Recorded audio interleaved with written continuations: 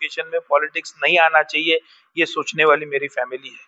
अगर आज आप सोचेंगे सियासत में भी, ठीक है, मेरे परदादा कर्मवीर भावसाहेब वीरे से लेके मेरे तक हम सब लोग सियासत में है, और सियासत में भी जब भी काम करते हैं, अगर आपने देखा होगा तो हमने कभी पॉलिटिकल बैकग्राउंड इधर लाया नहीं हो, या कौन सा स्टूडेंट इधर पढ़ रहा है और वो कौन से पार्टी में काम कर रहा है, ये कभी अपना डिस्कशन हुआ भी नहीं, या वो स्टूडेंट को भी हमने कभी बोला नहीं है। एजुकेशन ये पॉलिटिक्स करने की जगह नहीं है, ये मानने वाला मैं हूँ।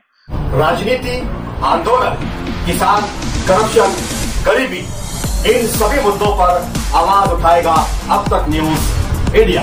सत्ता के आगे जब भी सवाल कमजोर पड़ने लग जाए तो सवाल उठाने पड़ते हैं। बोल के लफ्ज आजाद है तेरे, बोल के सच जिंदा है अब तक। नमस्कार। महात्मा गांधी विद्या मंदिर संचालित महाराजा सयाजीराव गायकवाड़ महाविद्यालय को आज पुणे यूनिवर्सिटी की तरफ से और यूजीसी की तरफ से ऑटोनॉमस स्टेटस यहाँ पर मिला है, और इसके लिए मैं आप सभी लोगों को धन्यवाद देता हूँ। एनईपी 2020 का इम्प्लीमेंटेशन होने के बाद जितने भी महाविद्यालय महाराष्ट्र में, इंडिया में चल रहे हैं, इन सभी को सबसे ज़रूरी चीज़ थी कि वो ऑटोनॉमस स्टेटस ले। यूजीसी के गाइडलाइंस के मुताबिक या एनईपी के माध्यम से जो भी नए गाइडलाइंस आए हैं, उसके माध्यम से हमने ऑटोनॉमसी में जाने का निर्णय यहाँ पर लिया। अभी का जो नैक का हमारा एक्रेडिटेशन हुआ है, उसमें भी इस महाविद्यालय को A+ का ग्रेड यहाँ पर मिला है, और A+ का ग्रेड मिलने के बाद ऑटोनॉमसी के लिए जाना ये हमारा अगला स्टेप था। आज ऑटोनॉमसी हमें मिला है। ऑटोनॉमसी मिलने के बाद एक नया सिलेबस हम मालेगांव के सभी छात्रों के लिए यहाँ पर लाएंगे। आज जो सिलेबस हम लोग लाने का प्लान कर रहे हैं, उसमें साइंस का हमारा पूरा सिलेबस ये रिसर्च ओरिएंटेड है। कॉमर्स का हमारा पूरा सिलेबस सीए और सीएस के बेस पर हमने बनाया है, और आर्ट्स का जो सिलेबस है वो कॉम्पिटिटिव एग्जाम के माध्यम से हमने डिजाइन किया है। इसके अनुरूप जो हमने सब सिलेबस बनाया है, इसका फायदा छात्रों को ज्यादा से ज्यादा ये होगा कि आने वाले जो भी जॉब्स है, आने वाली जो रोजगार की संधि है, वो उन्हें अच्छी तरीके से मिल पाएगी। इंडिया 2020 में डॉक्टर एपीजे अब्दुल कलाम साहब ने जो एक सोच यहाँ पर रखी थी कि India is the youngest country, और आज जितने भी डेवलप कंट्रीज है, इनका जो एज है वो 50+ है, और इसके लिए वर्ल्ड वाइड जो भी जॉब्स यहाँ पर क्रिएट होगी, वो ग्रैब करने की अपॉर्चुनिटी भारतीय स्टूडेंट्स के सामने है। और उसके लिए मालेगांव की तरफ से ये एक कोशिश है कि मालेगांव और परिसर के सारी जो भी स्टूडेंट्स है, इनको एक अच्छा skill based education, knowledge based education हम लोग दें, जिसके माध्यम से वो वर्ल्ड में जो भी जॉब्स की, रोजगार की संधि यहाँ पर निर्माण हो रही है, उसके लिए वो एलिजिबल हो, और ज़्यादा से ज़्यादा लोग इस माध्यम से आगे बढ़े, एक अच्छे क्वालिटी का एजुकेशन उनको मिले, यह हमारा एश्योरेंस रहेगा। एक अच्छा नया सिलेबस हम लोग लेके आ रहे हैं, और इसमें ऑटोनॉमस स्टेटस हमको पुणे यूनिवर्सिटी ने दिया है, इसलिए डिग्री जो हम अवॉर्ड करेंगे वो पुणे यूनिवर्सिटी की ही होगी। सिर्फ एजुकेशन हम जो प्रोवाइड करेंगे वो जॉब बेस्ड होगा। Thank you sir. आप ये जो आपको मिला है, जी, आपके जितने भी ब्रांचेस हैं जी, सबको आप इसमें मिला के समावेश करें? नहीं सर, अभी ये साल हमने 5 कॉलेजेस को ऑटोनॉमस स्टेटस दिया है। इसमें हम लोग अभी एमएचजी कॉलेज का बात किया, नासिक का जो एलवीएच कॉलेज है उसको ऑटोनॉमस स्टेटस मिला है, मनमाड़ के कॉलेज को मिला है।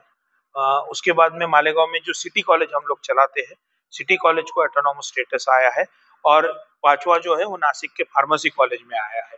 ऐसे 5 कॉलेज जिनको ए ग्रेड था, A+ ग्रेड के जो कॉलेजेस थे, उनको फर्स्ट स्टेज में जाने का संस्था ने प्लान किया था, और वो 5 कॉलेज को अभी हमने ये साल ऑटोनॉमस किया है। अगले साल हम और नए 7 कॉलेजेस को भी ऑटोनॉमस करने का प्लान करेंगे। जो भी एनईपी का डिटेल्स हमको मिला है, या एनईपी का जो एक्ट आया है, उसके मुताबिक 2030 से पहले जितने भी महाविद्यालय है, जितने भी कॉलेजेस है, इन सबको एक तो ऑटोनॉमस होना है या यूनिवर्सिटी होना है। There will be no affiliated college after 2030, ये एनईपी के अनुसार है। अभी तो एजुकेशन का बहुत बड़ा बाजार सब तरफ नजर जी इसमें आप एक माइनॉरिटी सिटी के अंदर आपके कॉलेज है, तो आप इसको कैसा देख रहे हैं? इसका फायदा माइनॉरिटी को होगा? सर, आप जैसा कह रहे हैं माइनॉरिटी सिटी है या ग्रामीण क्षेत्र है, मतलब आप अगर देखेंगे तो मैं जो बोल रहा था कि अलग अलग फॉरेन यूनिवर्सिटीज से हम टाई अप करेंगे, उनका सिलेबस उनके कोर्सेज यहाँ लाने का हमारा कोशिश रहेगा। अभी एटोनॉमस स्टेटस की वजह से ये टाई अप हमें पॉसिबल है। आज मालेगांव का हर छात्र कोई फॉरेन जाके पढ़ नहीं सकता या डिग्री नहीं ले सकता। आज वो अगर मालेगांव में ड्यूअल डिग्री के माध्यम से या कोई उसका एड ऑन कोर्स के माध्यम से अगर फॉरेन की डिग्री ले सकता है तो उसका अपग्रेडेशन ऑफ एजुकेशन है, तो वो उसको एडवांटेज होगा। तो ये मालेगांव तक आज हम ला सके हैं, ये इसका बेनिफिट है। सीट कितनी होगी? नहीं सर, सीट जो है वो तो जितनी अलॉटेड है उतनी है। अभी जैसा हमारा जो डिवीजन होता है वो एक तो 60 स्टूडेंट का होता है, कुछ कोर्सेज में 80 स्टूडेंट का होता है, लेकिन नॉर्मली 60 का ही बैच होता है। तो जो भी पहले हमारा बैच चल रहा है वही चलेगा।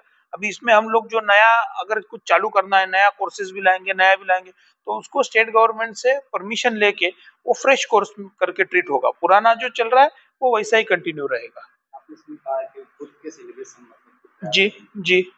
तो इसमें खुद का सिलेबस तैयार करने के लिए कॉलेज का खुद का बीओएस रहेगा, बोर्ड ऑफ स्टडीज। उसमें एक्सपर्ट्स भी लिए जाएंगे, जैसा इंडस्ट्री से एक्सपर्ट लिया जाएगा, एकेडमिक से एक्सपर्ट लिया जाएगा, या सोशल वर्क से एक्सपर्ट लिया, सब जगह से उसमें इंडस्ट्री से हम लोग कुछ एक्सपर्ट्स लेंगे। ऐसे एक्सपर्ट्स लेके जो भी जैसा अभी नासिक का इंडस्ट्रियल स्टेट है या हमारा नजदीक की जितनी भी इंडस्ट्रीज है, इनको किस ढंग का एजुकेशन चाहिए या उनका जो रिक्वायरमेंट है वो समझ के वो बेस का एजुकेशन हम अगर ला सके, वो हिसाब से अगर ट्रेनिंग हम लोग स्टूडेंट को दे सके। जैसा अगर हम केमिस्ट्री जैसा सब्जेक्ट लेते, उसमें इंस्ट्रूमेंटेशन कैसा करना है, वो इंस्ट्रूमेंट को कैसा उसको ऑपरेशंस करना है, ये अगर एक आधे इंडस्ट्री को जरूरत है और वो हम अगर उसका प्रॉपर ट्रेनिंग करते हैं तो उसको फ्यूचर में वो इंडस्ट्रीज में जॉब मिल सकता है। तो ऐसा जॉब ओरिएंटेड एजुकेशन स्टूडेंट के सामने लाने का हमारा प्रयत्न रहेगा। सर वो मैं सिटी कॉलेज के इसमें पावर लूम पे ज्यादा फोकस में आऊंगा। उसका फाइनल ऑर्डर अभी बाकी है, उसका जो सिलेबस डिजाइन करेंगे वो पूरा पावर लूम बेस रहेगा। सर अब एक थोड़ा सा हटके थोड़ा हाँ। कभी कभी ऐसा होता है कि आपके कॉलेज को सियासी नज़र से देखा जाता है, कभी धर्म की नज़र से देखा जाता है, कभी बदनाम करने की कोशिश की जाती है। जी तो सर। आप फिर भी हमने देखा कि आप बहुत संयम से खड़े रहते, लेकिन कभी कभी आपको बहुत कड़क डिसीजन भी लेने पड़ते, जिसकी वजह से अपनों पे कभी कभी हो जाता है, ऐसा लगता है।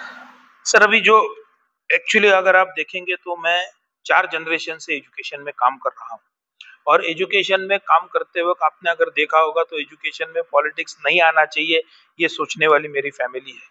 अगर आज आप सोचेंगे सियासत में भी, ठीक है, मेरे परदादा कर्मवीर भावसाहेब वीरे से लेके मेरे तक हम सब लोग सियासत में है, और सियासत में भी जब भी काम करते हैं अगर आपने देखा होगा तो हमने कभी पॉलिटिकल बैकग्राउंड इधर लाया नहीं हो, या कौन सा स्टूडेंट इधर पढ़ रहा है और वो कौन से पार्टी में काम कर रहा है, ये कभी अपना डिस्कशन हुआ भी नहीं, या वो स्टूडेंट को भी हमने कभी बोला नहीं है। एजुकेशन ये पॉलिटिक्स करने की जगह नहीं है, ये मानने वाला मैं हूँ, लेकिन ऐसा सबने मानना चाहिए।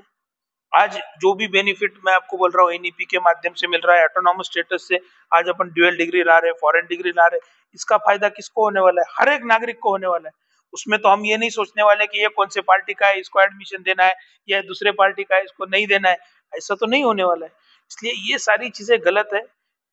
जो भी कास्टिज्म या एक जो मालेगांव में हिंदू मुस्लिम माइनॉरिटी का माहौल रहा है, ये सब लेके जो भी राजनीति की जाती है ये नहीं होनी चाहिए। एजुकेशन में तो भी राजनीति नहीं आनी चाहिए, ये मानने वाला मैं हूँ।